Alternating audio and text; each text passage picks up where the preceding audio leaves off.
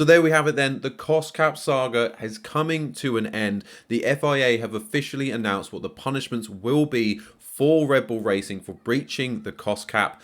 Gone into a bit more detail around what it was that caused them to be over in the first place. They've come out with a few statements that we're going to get into.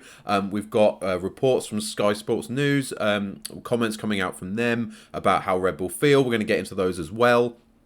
But most importantly of all, I need to know how you feel, the F1 fans. What are you thinking? Are you having sort of, once you get a better understanding of what it is that caused them to go over, are you sort of content that the punishment given is fair and just? Do you think they haven't gone far enough? They've still cheated. They need to be there needs to be bigger punishments, points deductions, like we've discussed on the channel in the past.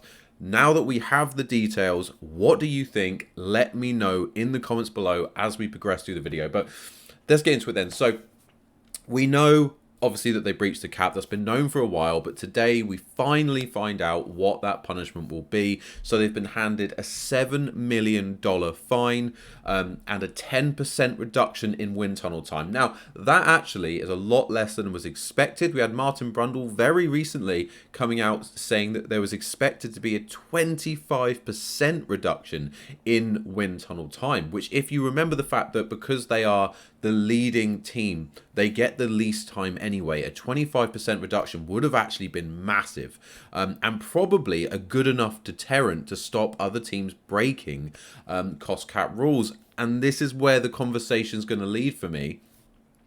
Even if you think it's enough, considering how much they've gone over, what I don't think it does is set a clear precedent for preventing other teams looking at this situation and thinking, well, let's just break it ourselves. We can afford an extra 7 million. Why don't we just break it? You know, if we're going through the season and we know that there's a little bit we could do that's going to, you know, spend 1-2 million that's we know is going to get us those points that we need. Can we budget for an extra 7 mil down the line? Sure. What we'll do that if that's the difference between us winning a championship and not, or if it's the difference between finishing third or finishing fourth, the prize money winnings are going to outweigh the loss in finances anyway, right? So it makes absolutely no difference to the team. So my initial reaction to this is, no matter what side of the fence you fall on, I don't think it's enough to prevent other teams having serious considerations about breaking cost cap rules. So how the other teams respond to this is going to be really, really interesting over the next few days, because I don't know that they're going to be happy with this. Or maybe they will be. Maybe, again, they might be happy in the sense they go, look, fine, that's your punishment. We'll keep that in mind.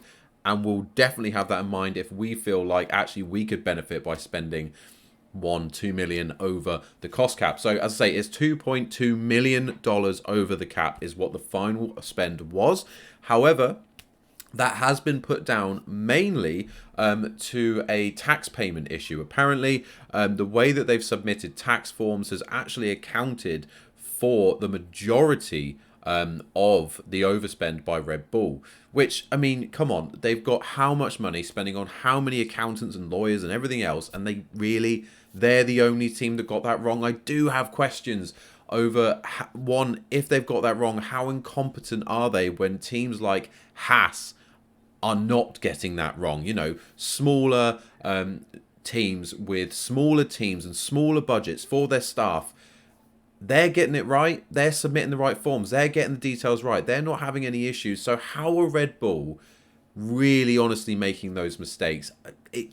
Something about it doesn't feel right to me. It feels like they were trying to circumvent some rules, even if it isn't coming out at this time with this statement, right? And I could be completely wrong, but to me, for them to be the only team that's done it, and for them to be essentially the FIA and Red Bull kind of underplaying how bad this is by putting it down to essentially a form submission error, a tax calculation error, it doesn't sit right. You know, are they not using that tax spend? Were they not doing that maybe intentionally, so because they knew they could maybe fall back on it as an excuse as to why the spend was high and allowed them to sort of spend on other things? I don't know. We don't have that information. We don't have that level of detail of what's gone on in the minds of the people at Red Bull and why they've done the things that they've done. We can only go by what we're being told. So,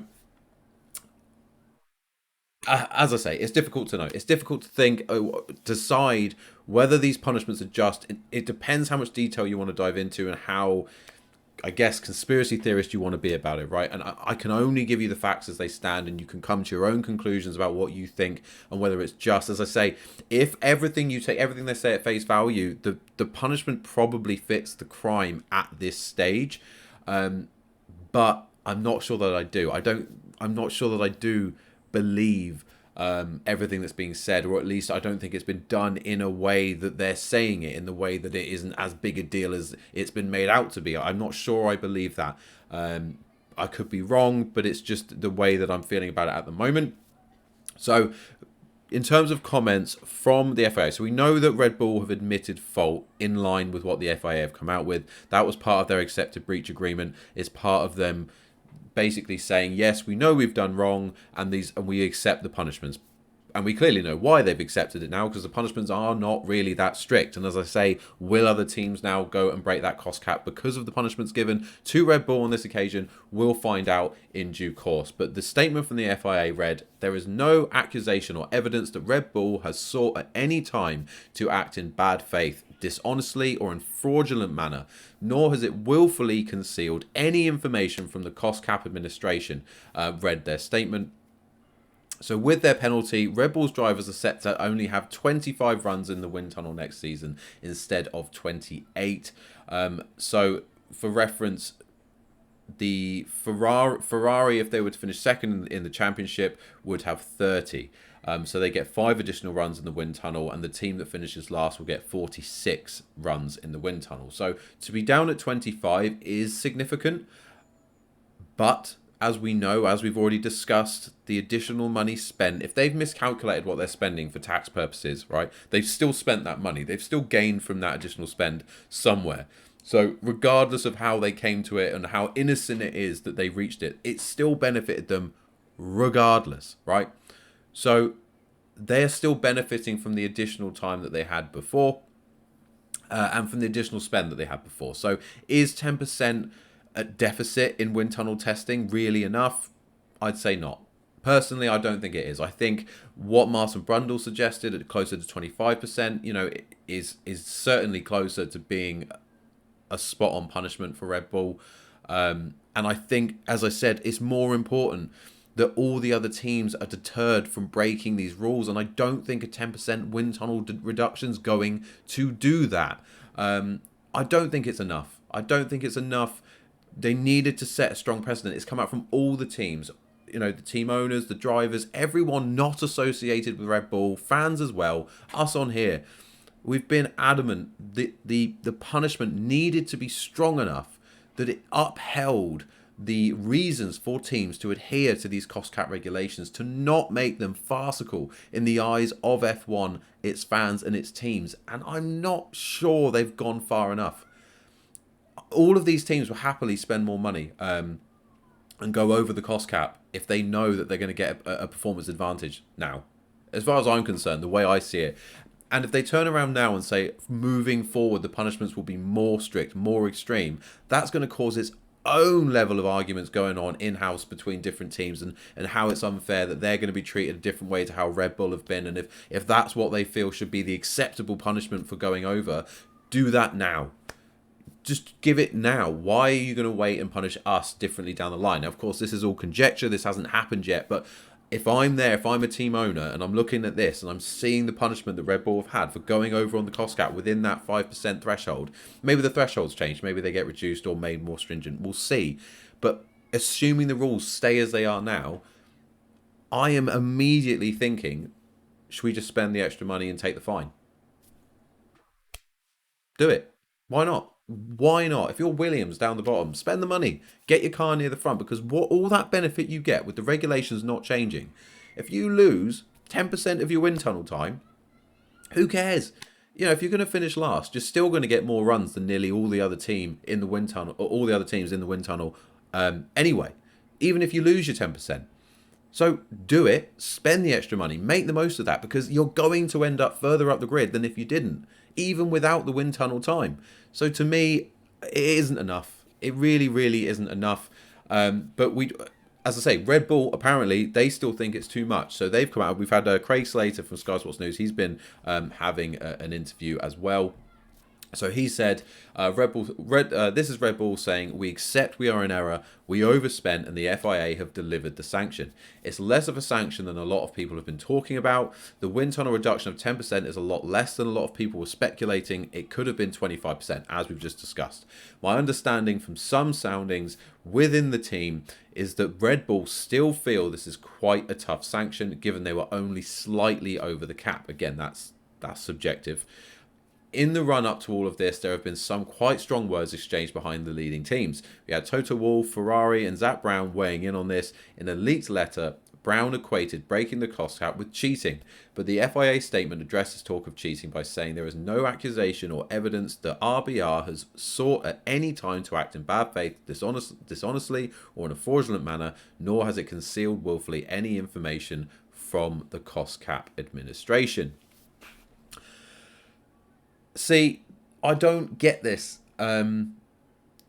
willfully situation. You know, again, people will feel differently on this, right? But if you're a boxer and you've got people working for you and they start putting stuff in your drink to make you perform better, right? They start putting things in your drinks to boost your performance. We all know what they can take.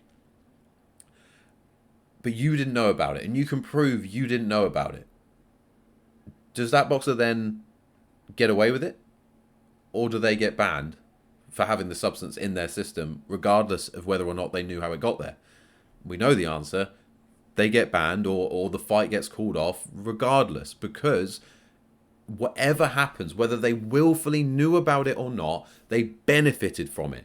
And because they benefited from it, it's not fair on the other competitor, or in this case, competitors, that they had that benefit. So whether or not they realized they were overspending and they were getting the benefit from that because they've calculated how much they've spent wrong, or they've calculated their tax wrong, that's allowed them to have money to spend in other areas because they thought they had spare budget, which they didn't because they'd actually calculated their taxes wrong. It doesn't matter how you calculate what your spend is, or whether or not you got it wrong. The fact is you did get it wrong. The fact is you did overspend, and therefore you should be punished accordingly. And while they have been punished, arguing that it should be lesser, and to me, you look at the fact that the punishment is lesser, and you combine that with the statement from the FIA saying that there was no evidence that they willfully that they sought to act in bad faith, that they intentionally did anything.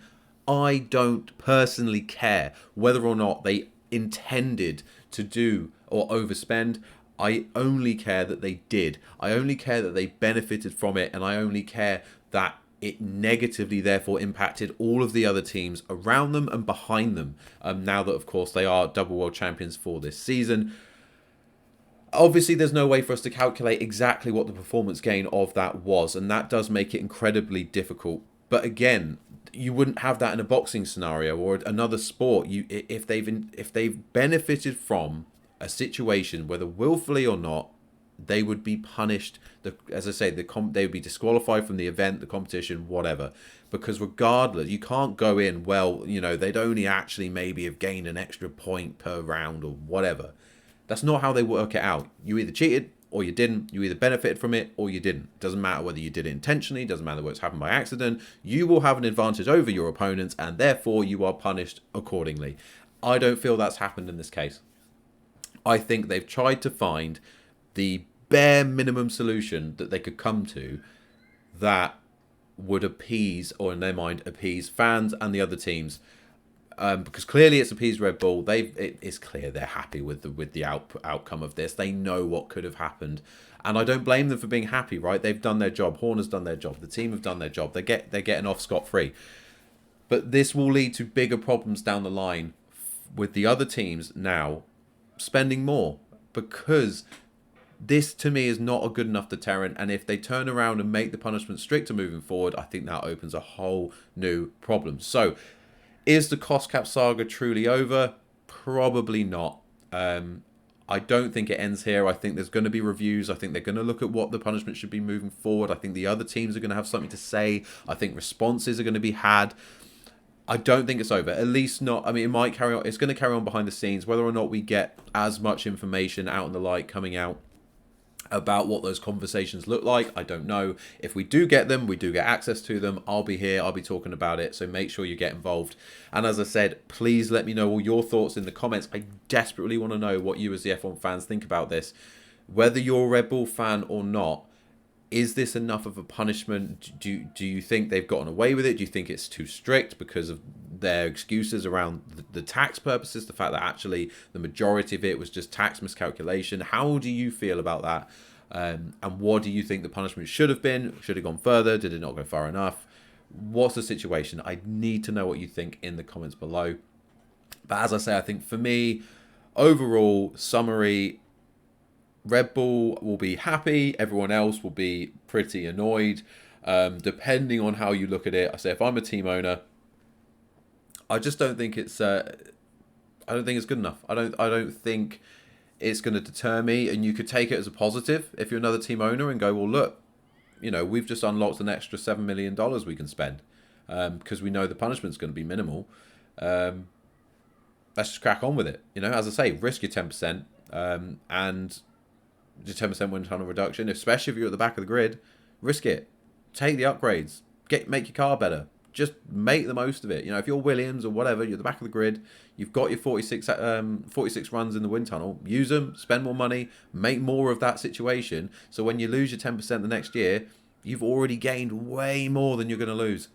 So as I say, you know, even if the situation is just for Red Bull, even if it legitimately matches, I just don't think it's enough to deter other people now following and going, well, look, we can make up excuses too. Let's just overspend. We'll find it in the books. We'll do something, and we'll benefit from it as well. So I worry now that it could become really messy. But we'll see. We'll see. As I say, let me know your thoughts in the comments below. Otherwise, I am kind of glad this is coming to an end. That we're finally getting. We can look forward. We can stop. You know, certain conversations from continuing around obviously the World Championship and things like that from the previous years. It is what it is now. This isn't going to change. The result's not going to change, but it certainly will have an impact on how things are moving forward. So let me know all your thoughts in the comments below and get involved in the chat. Otherwise, I just want to thank you so much for watching. Please make sure you're subscribed on the bottom right hand side to the channel for all future uploads. I say all things F1 on the channel, responding and reacting to all the latest F1 news. So make sure you get involved. Otherwise, just thank you so much for watching today. Hope you have a great day. Goodbye.